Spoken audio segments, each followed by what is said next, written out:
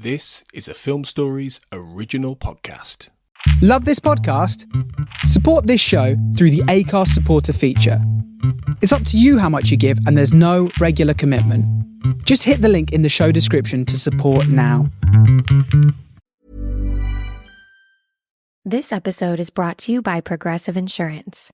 You chose to hit play on this podcast today. Smart choice. Make another smart choice with Auto Quote Explorer to compare rates from multiple car insurance companies all at once. Try it at progressive.com. Progressive Casualty Insurance Company and Affiliates. Not available in all states or situations. Prices vary based on how you buy. When the energy is high and the music is right, pushing past your limits becomes that much easier. Take a reggaeton run or strength class on the Peloton tread, and you'll quickly see why these are the workouts you've been searching for. Every day brings new challenges from expert coaches who train and speak the same language as you do. Level up your workouts with Peloton Tread. Find your push, find your power. Peloton. Visit onepeloton.com. My dad works in B2B marketing. He came by my school for career day and said he was a big ROAS man. Then he told everyone how much he loved calculating his return on ad spend. My friends still laugh at me to this day. Not everyone gets B2B, but with LinkedIn, you'll be able to reach people who do. Get a $100 credit on your next ad campaign. Go to linkedin.com/results to claim your credit. That's linkedin.com/results. Terms and conditions apply. LinkedIn, the place to be, to be. Oh, you have a very simple setup. That's great. Yeah, it's just my phone, man. Awesome. Hi, everybody, and welcome to Writers on Film. This is going to be one of my last, if not my last, report from Cannes, and I'm absolutely delighted to have a critic, fine critic who I've read many times, but I've only just met, Bilge Ebiri, who's here with Vulture. Hello, good to be here. Thanks so much for joining me, and we're going to talk about some of the big films that I haven't talked about so far. And I'd like to kick off, if I may, with Sean Baker's, is it his second film in competition? I think third film or fourth film at Cannes? Was Red Rocket in competition? Red Rocket was in competition. Okay. Yeah, I wasn't here that year, so I think that's because Florida Project played Director's Fortnight. I remember that. So yeah, I think it would be his second film in competition. Yeah, and so what was your take of this film? I liked it. I like Sean Baker's films in general. He has this kind of loose improvisatory style, but it is, when you look under the hood, it seems the films are doing a lot of interesting things that clearly have been thought up beforehand. This film is, he's made a number of films about sex workers and kind of that world, and this is another one of those. It's about a stripper who meets a young Russian playboy who's the son of some kind of oligarch. We don't really know. Yeah, it's sort of knowingly left unclear. Yeah, a lot is left it's a Sean Baker film. A lot of things are left unclear, intentionally so. But he proposes marriage to her after kind of a whirlwind week of partying and sex, and she marries him, and then as soon as his parents find out that their son has married a stripper, the machinery kicks into place to end the marriage. What's fun about the film is it seems at first like it's going to be a really kind of scary, grisly, violent story, because like you see all the goons kind of sort of getting together to come over and then and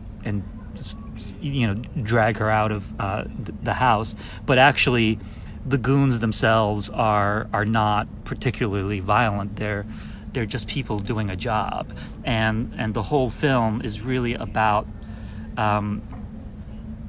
it's not, the word I'm looking for isn't solidarity, but kind of the subtle connections between people who labor but aren't necessarily seen as laborers, right? I mean, there's a connection between the stripper and the thugs that are basically there to do a job for this oligarch. In fact, there are thugs doing jobs for thugs who are doing jobs for the oligarch. I mean, there are actual layers and hierarchies and things like that. hierarchies. And as a result, the film is quite fascinating. It's been tipped as kind of a potential Palm winner here. Who knows if it'll win it? But I feel like it could win something. You know, Mikey Madison, the lead actress, is phenomenal. And unknown, I think. I don't think I've seen her. She had a very small role in Once Upon a Time in Hollywood as part of the Manson gang, and a bigger role in Scream, one of the latest Scream episodes. I've seen all the Screams, but anyway, this is a breakthrough role for her. I mean, she's on screen constantly. She's doing all sorts of things. I mean, it requires a tremendous amount of range, and the film, despite being very funny in parts and kind of lighthearted and loosey-goosey in certain ways, ends on a very dramatic, emotional note and an ambiguous note. You don't quite know how to feel about it. But it is interesting how throughout the film there are, lots of scenes of, strippers gyrating and glimpses of people having sex and things like that. None of them feel at all erotic or sexy, if you will. I mean, some of it's kind of porny, but not sexy. But then right towards the end, there's one scene, and that is very erotic and also kind of disturbing, and also, kind of sends the film in a whole new direction right before it ends. Suggesting sort of hidden depths. Yeah, suggesting hidden depths. I think the film might be a little too long. It is longer than, or maybe kind of exactly the same length of time as 2001: A Space Odyssey. I mean, it takes place over the course of, there's a week-long prelude, but it takes place over the course of a pretty short period of time. And there are certain parts where I thought to myself, I'm not sure where this is going, and I feel like maybe the film itself isn't sure where it's going. But otherwise, I quite enjoyed it. Yeah, I had a great time with this film as well, and I love the thing you just said about how there are these hidden connections, because that starts as well with the title itself, because Annie, the stripper played by Mikey Madison, is the Anora of the title, which is her Russian name, although I think there is a lot of discussion in the film about actually where people are from, because they're not Russians. There's Albanians. There's different nationalities. Because a couple of thugs are Armenians. I keep calling them thugs. They're not. I shouldn't call them thugs because they're actually characters in the film, and they're actually very interesting, charming. Charming isn't maybe the word, but you've gone too far the other way now. No, I mean, exactly. They're people doing a job, and they're trying to do the job as well as they can. I mean, they're people who are in the midst of trying to manage a crisis. This father, this oligarch and more importantly, the mom, his wife, is furious about what's happened, and she sees it as their failure to keep an eye on the kid. So it's a huge surprise for them that he's gone and married this person, and it's a real crisis for them because this is a thing. Like they keep saying, I'm gonna get fired. They all feel like they're gonna get fired because of what happened, and they probably are after all is said and done. So really, they're trying to get through this thing without any further screw ups, and you get that sense, and it's. So the film has a very different texture than what a brief recap of the story might make you think is going to happen. One thing I wanted to ask, because I love Sean Baker's work. I've followed him from the very beginning, and I love that this film is such I think he's a cinephile who has a real admiration for a lot of classical Hollywood, and he's certainly into his gonzo Hollywood as well, his cult films and whatnot. And this strikes me as a screwball comedy of a sort of 30s pre-code style. It has that zip to it. It has that feisty female centerpiece. And in a way, if you were cynical and calculating, you could look at this film and say, if we toned down the sex work as the explicit depiction of sex work, made it a little bit more Married to the Mob or something a little bit more, this could really be a mainstream movie. And I'm kind of very glad he doesn't do that. But I always wonder if that discussion even happened. Sean Baker doesn't seem like a person who would have that discussion. But yeah, I mean, it's like, what if Pretty Woman goes off the rails in its 20th minute? You know, that's kind of the concept, good right? Analysis, yeah. And that's what's so great about it, because it starts off with a setup that you're familiar with this setup, right? We've seen things like this before in movies, but then kind of veers off in a totally different direction. And it's not that it veers off in an unfamiliar direction; it just veers off in a direction that you wouldn't expect from the initial setup. And that's what makes it so charming. Again, I keep using words like charming and delightful, and while those are very much true of the film is ultimately a serious film. It's not a lark. But that's what I like, is those mixes of the sort of Safdie brothers milieu with this sort of you expect Annie to somehow be. Usually this character is pitched in some kind of tragic light, forceful and stubborn and all the rest of it, but ultimately doomed. Yeah. And here it's a much more generous, much more open, much more complete picture seems to arrive. Not only of that, but also of the environment around her. Headquarters, the strip club, which she works at, for instance, seems a fully realised place with a whole cast of characters you only glimpse. Yeah, and I know he did a ton of research for this film.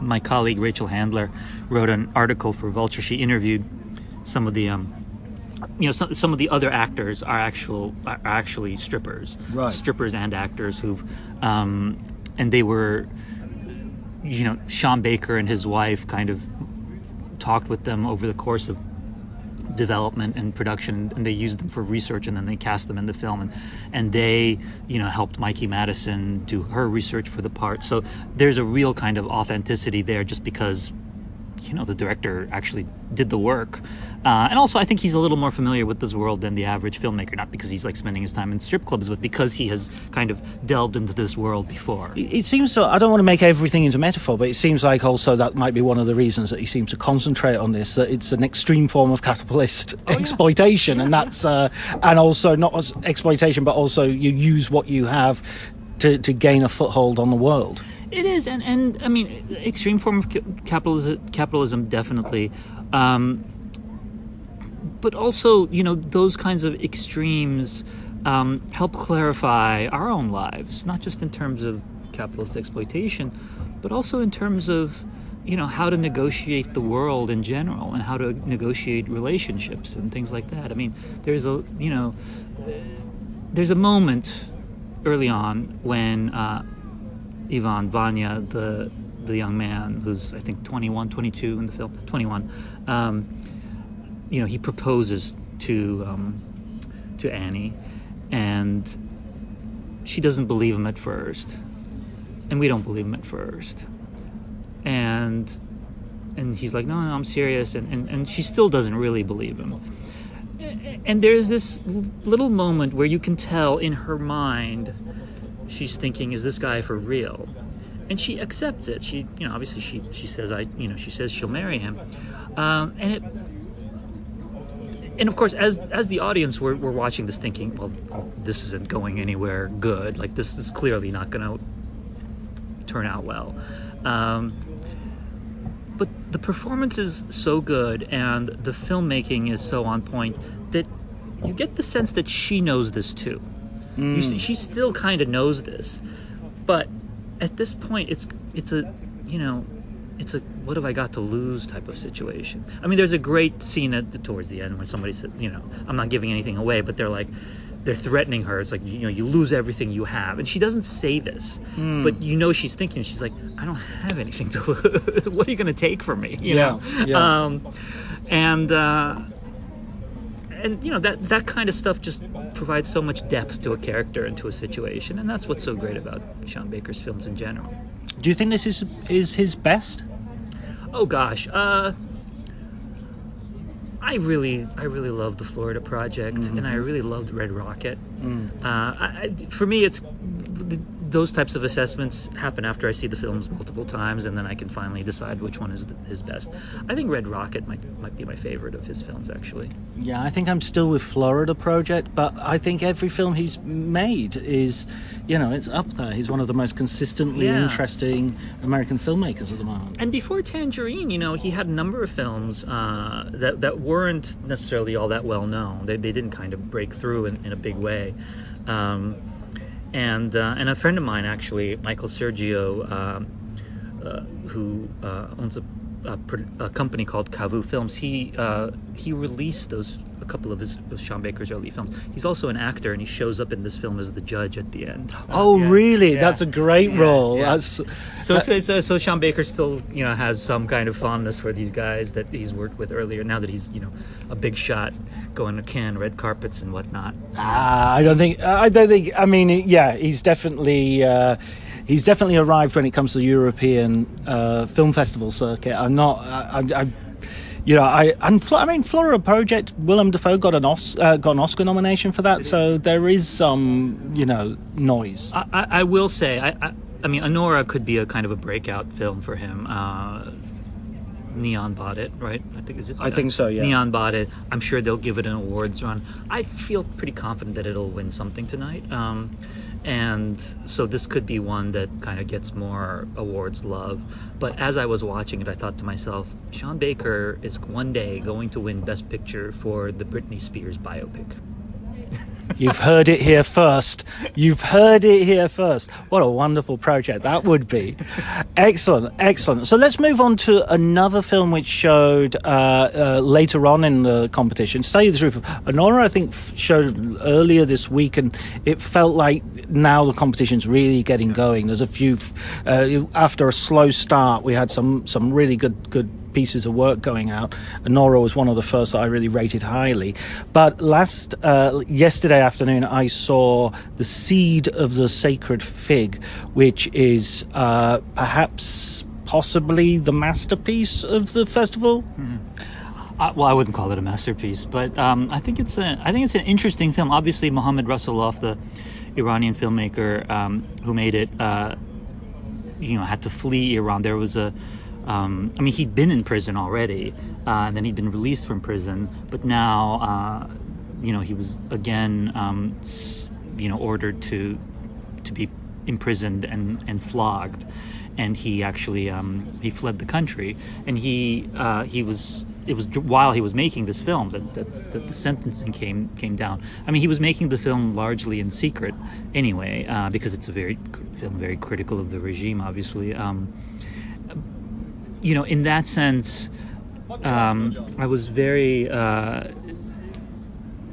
impressed with the film, just the fact that it even coheres. Cannes has a history of films like this.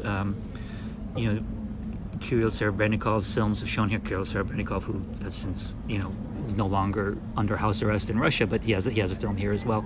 But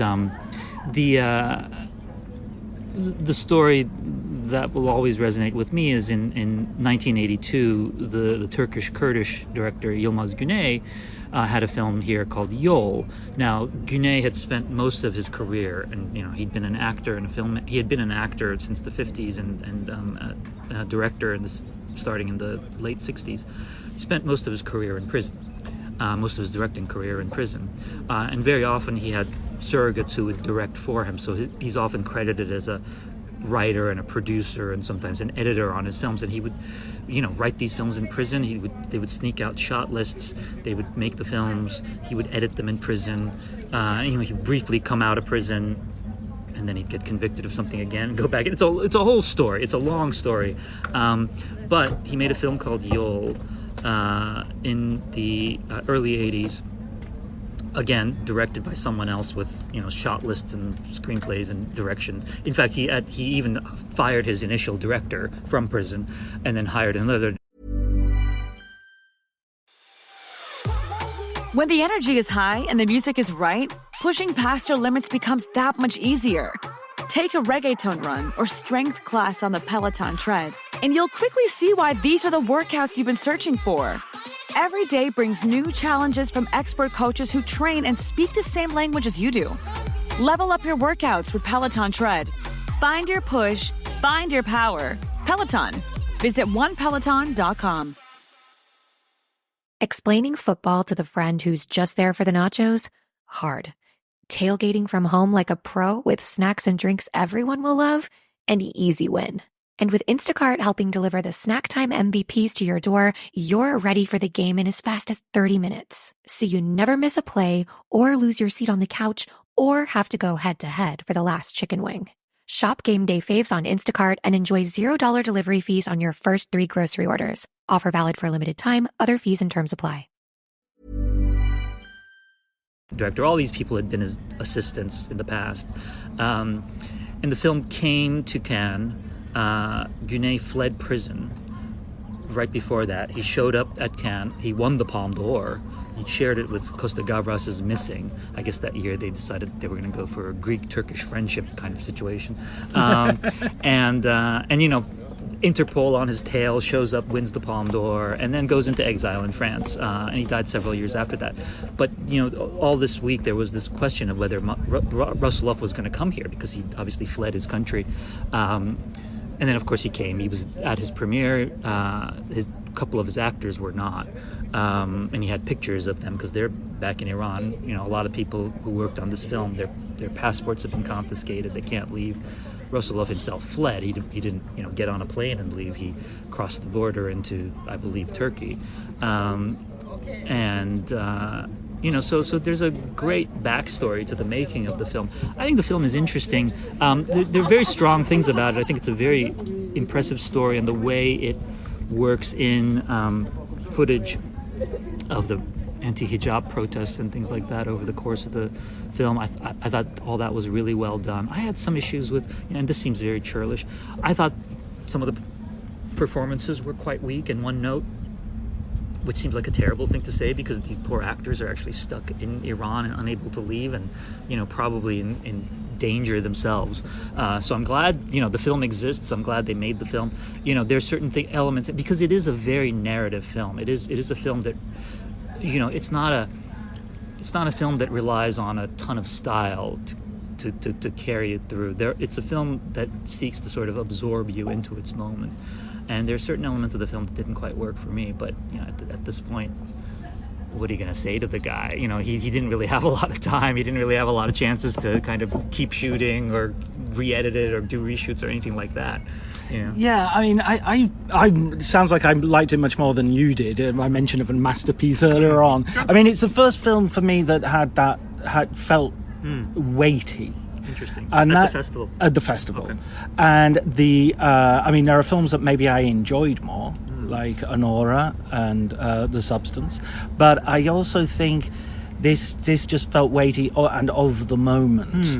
I was talking to David Moracquand earlier, and he was telling me how this had the title of a Cannes winner. That's you know, the sort of colour of pomegranates sort of feel to it. Taste of cherry. There you go. Absolutely, the sort of poet. Well, I mean, that's a very Iranian thing, though, to have titles like that. Anora, you know. Remember, in the film they talk about how Anora is an Uzbek name, and it comes from, you know, there's the word nur, which is light, and then there's the word nar, which is pomegranate, and it's. I think the name kind of incorporates both those meanings. So that one kind of has that too. I think people just don't realize it. Whereas the guy who she's with is called Igor, and he says it means warrior, and she says it means hunchback weirdo. That moment between them, where he's like, "It's a good name, you know, it's a good name," you know? And she's like, "No, it's not. It's a hunchback weirdo," and that's a lovely moment in the film. Talking about Anora now. Well, it's an interesting thing that you say that it feels like of the moment. It obviously feels of the moment, and you know, every year at Cannes there are several films that feel of the moment, that speak to a particular moment, and you know, and I think the festival goes out of its way to program films like that, of course, when they're available. I mean, in terms of a masterpiece and a film that has the weight, the film that comes to my mind is Jia Zhangke's Caught by the Tides. which I think is one of his greatest films, and he is one of the great filmmakers of our time. I still have this idea that it could win a Palme d'Or because I feel like this jury, given who's on it, would recognize, that when you're in the presence of a kind of a masterwork from a filmmaker who is sort of one of the important names of our time, that they might not miss the opportunity to give it something at least. But we'll see. But yeah, Caught by the Tides is in terms of the competition, that I think would be my favorite film in competition. All right. And it's a film that he's been making since 2001, I believe. I mean, he shot footage for it back then. He shot footage for it in 2007. He shot footage for it in 2017. Shot footage for it in 2022. And he didn't really know what he was going to do with it. I mean, it was kind of it was almost like his boyhood, Linklater's boyhood, like that concept. But he didn't quite know where he was going to go with it. And where he goes with it is or how he's put it together, I found incredibly powerful and incredibly moving in terms of following the lives of these two people, and also showing how China has changed over this period, because it's a period of immense change for China. So I'd be curious to see if that film wins anything. And I'm looking forward to seeing it again. I still haven't written about that one, but I'm still trying to figure out some way to do so. I will say that something I've noticed in a few of the stronger films at Cannes this year, the incorporation of documentary footage and showing kind of what's going on in the world, because you see that in Caught by the Tides, you see that in Miguel Gomez's Grand Tour, which, by the way, is like very similar to Caught by the Tides in the way it tells the story of two people, and one pursuing the other across a period of time and across a geography, and the way that it uses documentary footage of the world around it. It has one of the most stunning images I've seen in the whole festival. Which one? The Ferris wheel. Oh, that's the one that opens with. It opens, but there's actually a second repetition of that image, which is even more strong. Is running the Ferris wheel does not have an engine. It's just basically these kids pushing it and just ducking right in time to not get their heads taken off. It's incredible. And so Seed of the Sacred Fig incorporates documentary footage of the protests and the crackdowns in Iran. Caught by the Tides incorporates documentary footage that Jia Zhangka has shot over the course of the last 20 years of the Three Gorges Dam, of COVID, of the preparations for the Olympics, China entering the WTO. I mean, it's a huge period that he's captured in that film.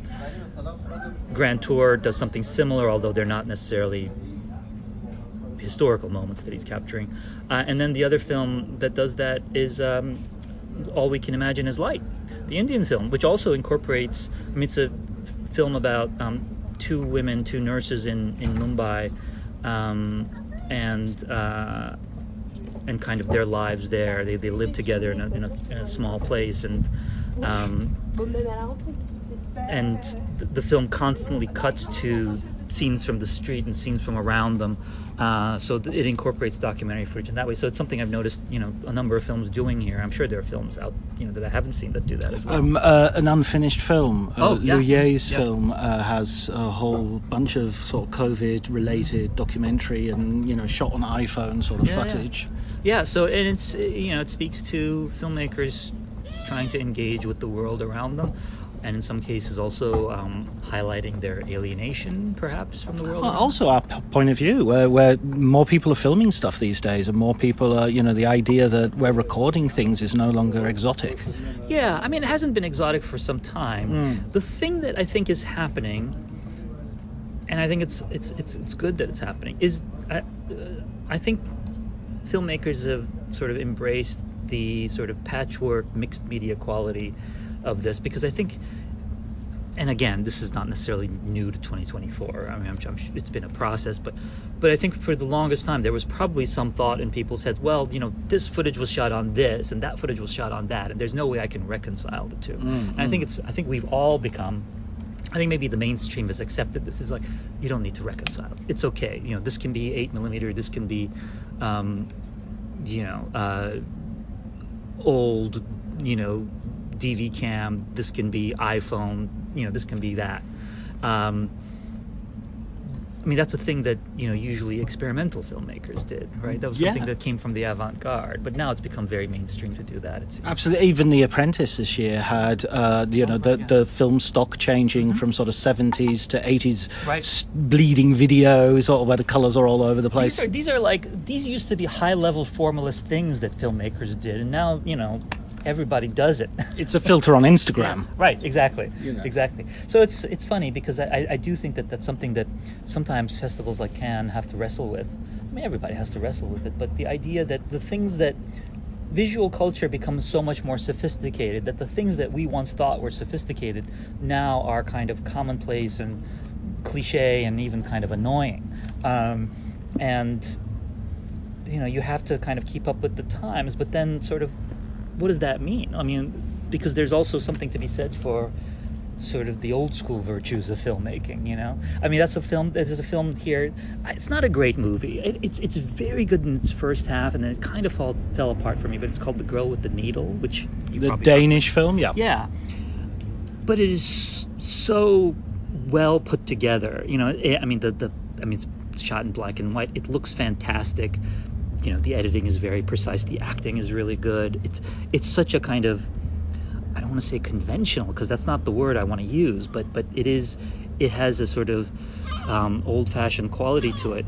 And usually Cannes would be the place where you'd go to see films like that, and this one feels like a total outlier, right? That's the movie that feels like an outlier, the sort of the narrative that just kind of just does it and does it as well as it can. Tells its story of a beginning and middle and end. Yeah, and exactly. Yeah. Even, I just said, the Mohammed Rasulullah film has a more kind of conventional sort of shape, but actually it doesn't. It goes in a very strange direction at the end. It's not a short film, and it kind of meanders, I think, in an interesting way that sort of introduces myth into it. I'd like to say, I think there's like 4 films, and this is what I liked about the film. I thought a lesser film would have been quite happy to have told one film story, right. So basically there's a family, the father has just got a promotion, so he's become an investigating judge as the regime is going into a moment of crisis as all the protests are launched. His daughters don't know about his job, and he has to have a gun for his own protection, and the gun goes missing, and that's sort of basically the setup. But the first half of the film feels very much like a slightly claustrophobic family drama within the apartment of this quite well-to-do middle-class Iranian family. Then it becomes something of a chase movie almost. There's actually a car chase, which is not something you usually see in Iranian cinema, I don't think. And then towards the end, it almost goes into a sort of satirical allegory with the family standing for the whole Iranian regime, which does mean you can have criticisms of how disjointed the story can be. Some of those transitions are not seamless, but I kind of liked the fact that this was an animal that was changing and was happy to include all of these things, almost as if looking at the present situation, just one way of telling the story is not going to be good enough. Yeah, no, I liked the way it changed. That was one of the elements that I found fascinating about the film, and I thought he handled that quite well. It was more sort of the more conventional virtues that didn't quite work for me, but whatever. It's one of the stunning shots I'd just like to point out as well was there's an amazing shot of a woman cleaning the wounds of another woman's face, which is a 2-minute shot, I think, and again it's like, how do we bring home this situation, the consequences of state power, and this was done in a way that was really moving, and we've seen the found footage, we've seen the things that are actually happening, and this wasn't actually happening. This was fiction, and it was makeup, and it was good makeup, but it was a wonderful shot, wonderfully conceived, and it really made its point. Yeah, and it is at that point because it's buckshot that she's cleaning out, right? You kind of, as a viewer, you don't even know until she's sort of picking things out. Yeah, and then she sort of empties them into the sink, and then you realize what she's been, and it's just the monstrosity of the thing just hits you. You know, an 18-year-old girl gets shot in the face. I mean, what can possibly be the justification for such an action? Act of brutality. Yeah, and that's one thing that the film did really well, because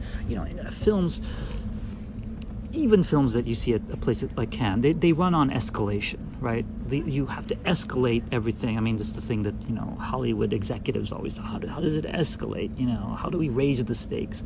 So, people have to die in movies for us to care for them. I mean, almost. And, there's a scene where somebody's been shot. They've been shot with buckshot. And it's this long scene, as you said, long shot of them cleaning out these things from her face, and it gets so kind of it becomes almost abstract in that moment, right? And but then somebody says, I think it's right after that, they say, this beautiful 18-year-old girl has been shot in the face, like, what's her life going to be like? And that's such an interesting reversal, because it's like, in the grand scheme of things that happen to you in movies, this wouldn't qualify, I mean, Furiosa, everybody's shot multiple times. Furiosa, an arm is ripped off, and it's just like, that's just how she got that arm. Good, she got away, but then, films like these kind of really bring home, like, something like that. This is a trauma that this person will carry forever, and, that scar will be both emotionally and physically with them forever. The longevity of trauma. Yeah. It reminds me, it's a totally different film, but it reminds me of a small excerpt of dialogue in Seven, in which Brad Pitt talks about someone getting shot in the arm and dying. Yeah. And you just never think about someone being shot in the arm and dying. It's like you're shot in the chest or the head and you die. It's one of those things. I mean, films, because of the nature of films and because of the fact that they're all kind of competing for our attention, they escalate things like that, and it's nice sometimes to have films that remind you, this is the worst thing that's going to happen to this person.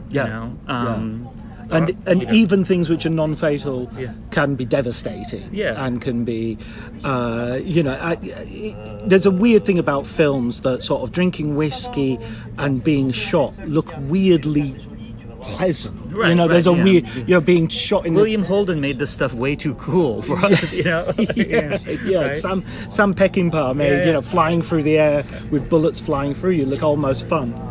Yeah. So it's I mean, it's always nice. I mean, that's kind of the thing about humanism. Like, those kinds of things really, I mean, it's nice when films sort of bring you back to the human level like that.